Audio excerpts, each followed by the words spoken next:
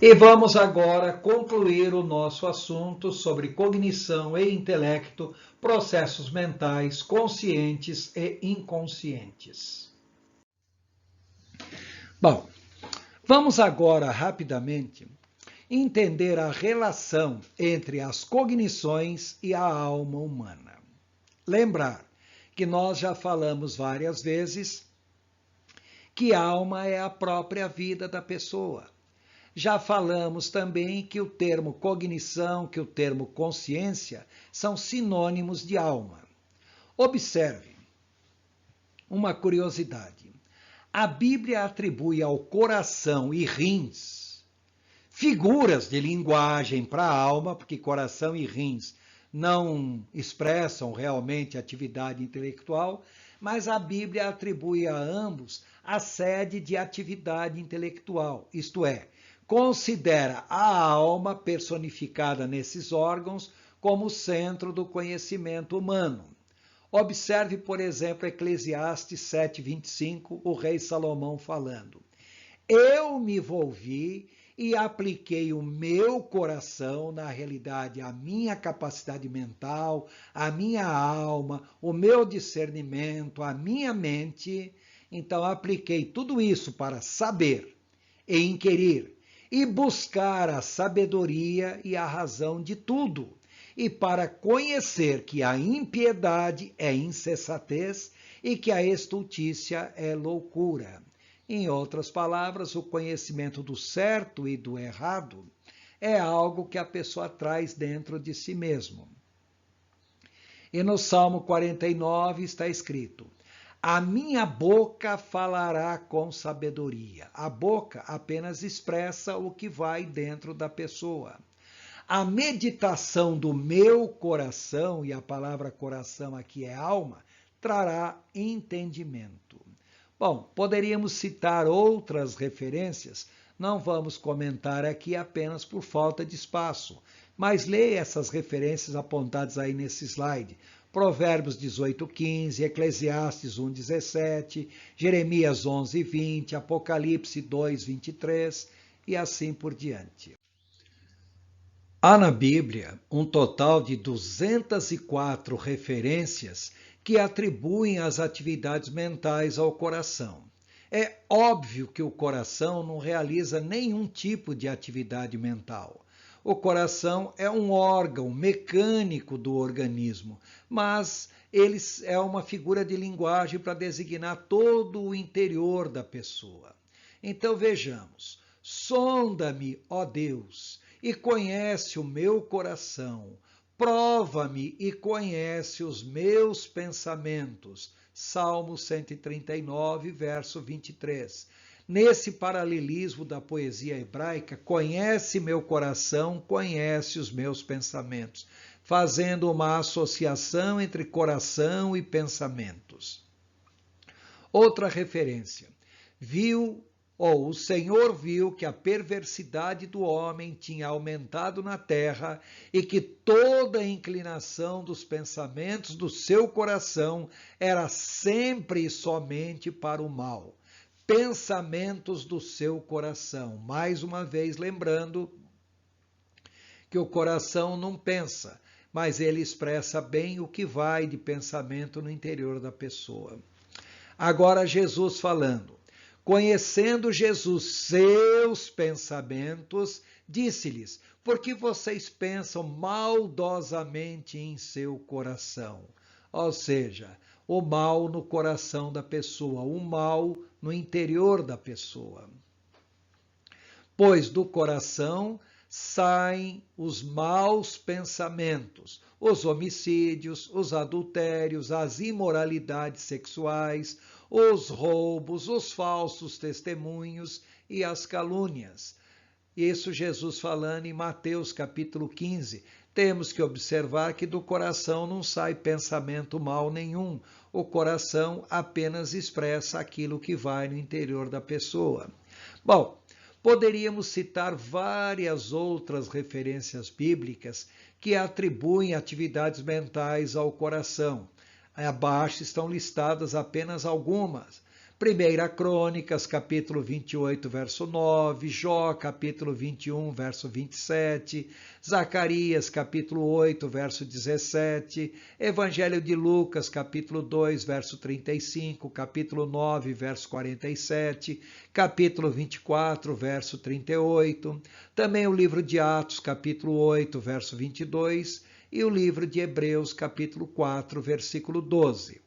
Não são só essas referências, aí estão listadas apenas algumas.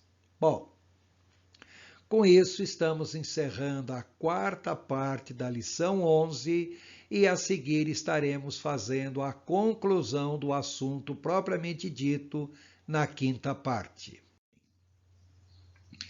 Bom, já falamos tudo o que tínhamos que dizer, basicamente, a respeito desse assunto de cognição e processos mentais.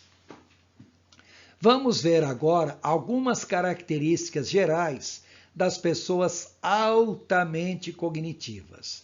Já abordamos antes que existem pessoas que são dominadas essencialmente pelos seus instintos. Outras pessoas são dominadas essencialmente por suas emoções e sentimentos. Outras pessoas são altamente sensoriais, ou seja, a sua perceptividade é dominante em sua vida. Agora, existem pessoas que são dominadas essencialmente pela razão, pelo intelecto em si. Então, vamos ver algumas características comportamentais. Em primeiro lugar, pessoas altamente cognitivas são pessoas detalhistas e perfeccionistas. O lado ruim. São pessoas com forte tendência à obsessão, são pessoas que consomem muita energia em coisas que realmente não têm importância. Gastam um tempo com detalhes que poderiam passar batidos, não seriam tão necessários assim. São pessoas que gostam sempre de ideias novas por si mesmas. Por outro lado, o lado negativo. São pessoas muito teóricas e pouco práticas e gastam muito tempo em atividades mentais em detrimento a atividades que exigiriam mais ação, mais atenção. Em terceiro lugar, são pessoas que procuram entender as conexões, ou seja, os significados e as implicações dos fatos. Por outro lado, consomem muita energia em coisas que realmente não têm importância nenhuma. São pessoas pesquisadoras natas, gostam de ter visão geral do ambiente e dos problemas. O grande problema de tais pessoas, devido à sua grande inteligência, se julgam donos absolutos da verdade e não gostam de serem contraditados, principalmente quando consideram que o oponente não tem nível intelectual compatível com o seu. Ou seja, se a pessoa não tiver todo um pedigree que diga que é tão capacitado intelectualmente quanto o interlocutor não vai dar a mínima intenção para o que essa pessoa estará falando ou contestando nas suas ideias. São pessoas que gostam muito de pensar em todos os prós e contras para poder tomar decisões. Isso é muito bom, mas seu detalhismo pode consumir tempo e energia em excesso. São pessoas eficazes e efetivas em tudo que se propõe a fazer. Elas atingem seus objetivos, são eficazes. Conseguem direcionar seus objetivos para outros objetivos, são altamente efetivas. O lado ruim. O fato de serem eficazes e efetivas não faz com que essas pessoas sejam de fato eficientes. Nem sempre elas conseguem resolver os problemas da maneira mais rápida possível, com o menor gasto de recursos financeiros ou gasto de tempo. Ou seja, são altamente eficazes e efetivas, mas não necessariamente altamente eficientes. São pessoas que só são persuadidas por argumentos lógicos e ou filosóficos bem fundamentados. Para questionar uma pessoa dessa, o questionador deve ter uma fundamentação muito forte. Bom, por outro lado, são pessoas que tendem a ser muito inflexíveis em suas ideias e argumentos. Tendem a ser muito críticos e céticos em tudo que vá contra as suas opiniões. Isso é um lado negativo muito forte. São pessoas bastante estáveis emocionalmente. Em geral, não são pessoas que se desestruturam por qualquer motivo. O lado negativo. Acham que os sentimentos só são válidos se forem lógicos. São pessoas que raramente trabalham com emoções. Trabalham mais com sentimentos. E não aceitam que as pessoas sejam emotivas ou instintivas. E não sejam dominadas pela razão. Por quê? Colocam a razão acima de todas as coisas e não aceitam serem questionadas e nem tampouco aceitem que as outras pessoas não sejam dominadas igualmente pela razão. O nono ponto. São pessoas onde a razão direciona seus relacionamentos. Em outras palavras, os seus relacionamentos costumam ser impessoais e bem formais. Ou seja, não são relacionamentos pautados pela emotividade, e sim pela racionalidade. São líderes naturais por causa da sua alta capacidade mental. Por outro lado, falham na sua liderança por não terem paciência com pessoas que não têm a capacidade mental ou nível intelectual compatível com o seu. São altamente contestadores quanto à capacidade mental dos seus interlocutores. Vejamos agora quais são as comorbidades mais comuns em pessoas altamente cognitivas. Por exemplo, as doenças que podem acometer pessoas muito inteligentes. Amnésia dissociativa. A pessoa passa a ter verdadeiros esquecimentos, como se a mente desse alguns apagões de vez em quando. Isso pode ser muito grave conforme a pessoa vai envelhecendo. Também podem ser pessoas que apresentam transtorno obsessivo, compulsivo, ou seja, as obsessões são tão fortes que fazem com que as pessoas apresentem ruminações obsessivas, ou seja, pensamentos fixos em determinadas coisas e não conseguem distanciar seus pensamentos dessas ruminações. São pessoas que, devido ao seu perfeccionismo, podem desenvolver síndrome de burnout, síndrome do esgotamento total.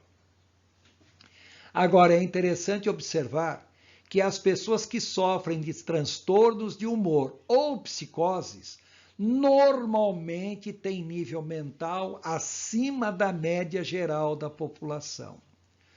A esmagadora maioria dos ganhadores de prêmio Nobel, portanto, pessoas altamente inteligentes, são pessoas que apresentam transtornos de humor, os mais diversos, como diversos tipos de depressão, transtorno afetivo bipolar, e apresentam também psicoses, como, por exemplo, a esquizofrenia, e mesmo a paranoide e outros comportamentos com surtos psicóticos esporádicos, episódicos ou mesmo permanentes. E agora os transtornos de personalidade, é o modo disfuncional da cabeça da pessoa funcionar. Pessoas muito inteligentes podem apresentar transtornos de personalidade, como personalidade esquizoide, personalidade esquizotípica, tudo isso nós estaremos abordando em momento oportuno. Personalidade narcisista, personalidade obsessiva, que talvez seja o exemplo mais claro que nós estamos tratando aqui. Vamos ver alguns exemplos bíblicos de pessoas altamente cognitivas, pessoas extremamente inteligentes, extremamente racionais mencionadas na Bíblia. Nós temos o caso de José, filha de Jacó, Davi, o rei Davi, o apóstolo Paulo, Lucas, Apolo. Esses três são exemplos típicos de pessoas altamente racionais. Reparem que o Paulo está em tudo que nós venhamos a mencionar. Temos ainda outros tipos de pensadores lógicos, como Josué, Eliseu, Tito. Todos são pessoas muito lógicas, muito racionais, pessoas de fato que conseguem ter um domínio muito forte dos seus pensamentos. Agora, existem aquelas pessoas que são mais intuitivas, são mais dadas à filosofia do que propriamente dita a lógica. Entre esses altamente pensadores intuitivos, nós temos Moisés, Salomão, e observe os profetas Isaías, Jeremias, Ezequiel, Daniel. Aliás, quase todo profeta na Bíblia é uma pessoa altamente intuitiva. Podemos mencionar ainda Jacó, João, o evangelista João, o apóstolo. Bom, e para encerrar, vamos destacar os pontos significativos sobre os processos mentais. Desde o início, temos dito que as atividades pensantes correspondem a menos de 0,0005% de todas as atividades do sistema nervoso central. Isso inclui tanto as cognições conscientes como as inconscientes, sendo que as inconscientes correspondem a 93 a 97% de todas as atividades pensantes. As atividades cognitivas, tanto conscientes como inconscientes, mas principalmente as inconscientes, são altamente determinantes dos comportamentos de cada indivíduo. E no atendimento clínico, o psicoterapeuta, o terapeuta em si ou o conselheiro estará atuando o tempo todo sobre processos mentais do aconselhado ou do seu paciente, a fim de produzir mudanças cognitivas, emocionais, comportamentais, fisiológicas, etc. Ou seja, a mente tem que vencer o humor. E antes de nós conseguirmos mudar qualquer tipo de comportamento em alguém, é extremamente importante que nós mudemos o modo dessa pessoa pensar. Com isso, terminamos agora o assunto a respeito de cognição e processos cognitivos. Mais tarde, quando formos falar sobre esquemas mentais, voltaremos novamente a esse assunto. Boa sorte e felicidades a todos.